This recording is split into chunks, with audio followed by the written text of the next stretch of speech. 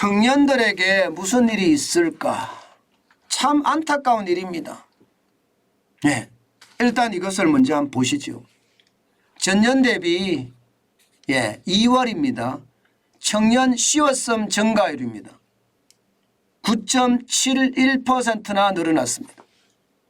와, 심각하죠. 예. 이게 여러분 말이 9.71%지 이 정도면 말입니다. 청년들 10명 중에 1명이 취직이 안 된다 이런 얘기가 되는 건가요? 아닙니다. 그거보다 더 심각합니다. 10명 중에 1명이 취업을 포기했다예요. 쉬었음이니까. 예. 게다가 실질 청년들의 지금 체감 실업률은 25% 가까이 되잖아요. 25%. 예. 그러니까 실질적으로는요. 예. 이게 10명 중에 2.5명이 취업을 못한다는 이야기가 되는 거고요. 예. 여기에다가 쉬었으면 실업자에 들어가지도 않습니다. 만약에 실업자에 편입을 시켰을 경우에는요. 청년들의 실업률이 더 높아진다는 이야기가 되는 겁니다. 와, 이거 저는 심각하다고 봐요. 예, 여러분 이거 한번 보세요. 쉬었음 인구 추이가 2023년 2월 기준입니다. 15세에서 29세 49만 7천 명입니다. 2022년 대비해 보면 9.71%가 늘은 거예요. 45만 3천 명이었으니까요. 지금 심각하다 이렇게 느껴집니다. 이게 말입니다. 2018년까지 돌아가 보세요. 35만 1,000명이었던 것이 49만 7천 명이 됐습니다. 역대 최대입니다. 역대 최대. 저도 이 나이 때 아이를 3명이나 저는 키우고 있거든요. 우리 큰애도 아직 저 나이가 안 넘었었고요. 작은애도 그렇고요. 막내도 그렇고요. 그런데 저는 이런 기사를 보면 그것도 오늘도 그냥 쉽니다 하는 기사를 보면요. 제 마음이 덜컥하고 내려앉습니다. 제 마음이. 이게 다 큰 자식이 취업을 못하고 집에서 빈둥거리는 걸 보면 아마 어느 부모든 속이 터질 거예요. 학교를 다니면서 게임하는 걸 봐도 미쳐 날뛰는데 이게 빈둥거리고 게임까지 한다고 생각을 해보세요. 학교를 졸업하고. 미치는 거죠. 아마 진짜 미칠 겁니다. 근데 정작 중요한 것은요. 그 청년, 우리들의 아들과 딸, 그 청년의 마음은 어떨까요? 아마 더 미칠 겁니다. 빈둥거릴 수밖에 없는 자신의 처지가 얼마나 힘들겠습니까? 부모 마음이 진짜 미어 터지지만 자식한테 한마디 못하는 게 그 친구 마음은 어떨까 이렇게 생각할 수밖에 없기 때문이거든요.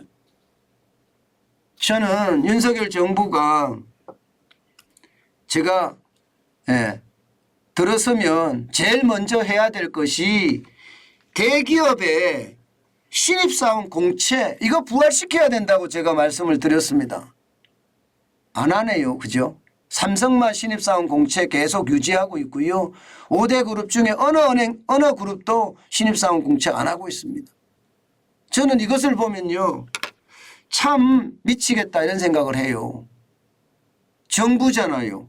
그러면 이게 일자리를 만드는 게 가장 우선이어야 되거든요.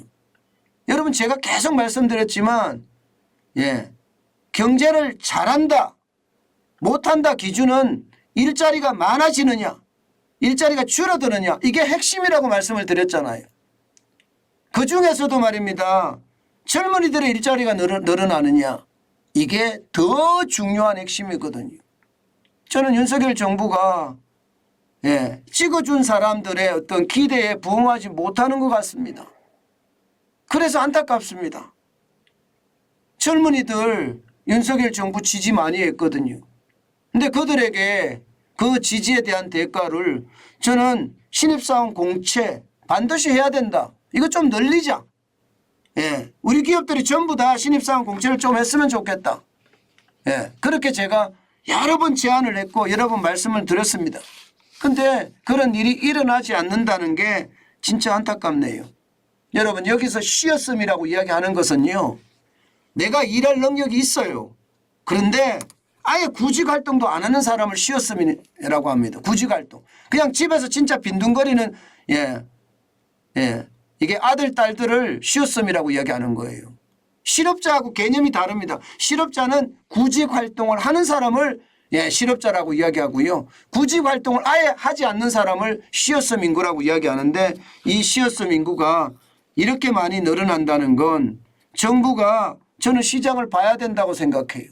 가장 빨리 말입니다. 대기업들의 이 신입사원 공채 그 어느 때보다 중요하다. 빨리 도입했으면 좋겠다. 저는 그런 생각 많이 해봅니다. 문제는 여러분 이게 쉬었음이 청년에 국한되지 않습니다. 이게 전 연령대로 확대를 시켜보면 말입니다. 쉬었음이 15.7%까지 늘었습니다.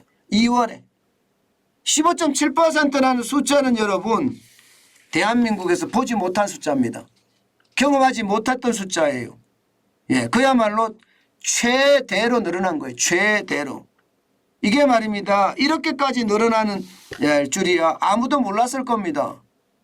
역대 최대입니다. 역대 최대. 올해 1월에 말입니다. 이게 늘어난다 이야기했지만 올 1월보다가 지금 더 많이 늘어났어요. 1월에는 15.6%였거든요. 2월에는 15.7%까지 늘어났으니까요. 이것은 여러분 2018년에 12.1%에 비하면 너무나 많이 오른 수치잖아요. 그러면 이게 청년만 이런 것이 아니라 이게 일을 한창 해야 될 나이들 30대 40대도 마찬가지고요. 장년이라고 이야기하는 50대 60대도 마찬가지고요. 이제는 일자리를 알아보지 않는 그야말로 최악 그야말로 빈둥거리는 실업자가 늘어난다는 것. 실업자는 아니죠. 쉬었음 인구가 늘어난다는 건 우리 경제의 최악이라고 생각을 합니다. 저는 근로시간이 어떻게 됐다 이게 중요한 게 아니라고 생각합니다. 중요한 것은요. 기본 근로시간은 정해주는 거예요. 주 40시간 해라. 정해주고요. 연장 근로는 사업주하고요. 이게 근로자한테 맡겨둬야 됩니다. 정부가 감나라 배나라 할 필요가 없습니다.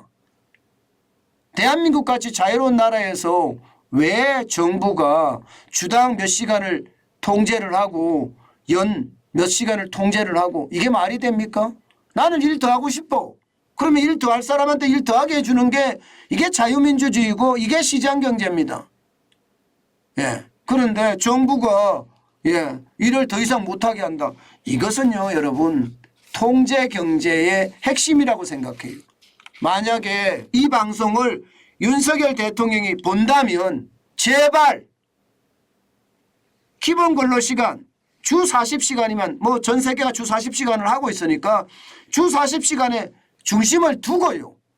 연장 근로시간은 정부가 정하지 마세요.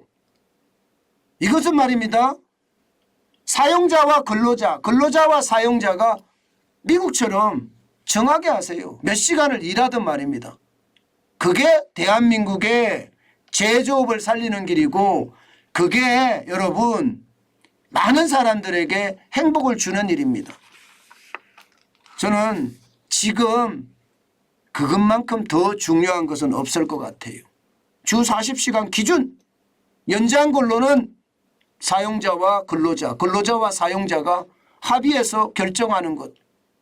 그렇게 되면 쉬었음 인구가 이렇게까지 늘어나지는 않을 겁니다.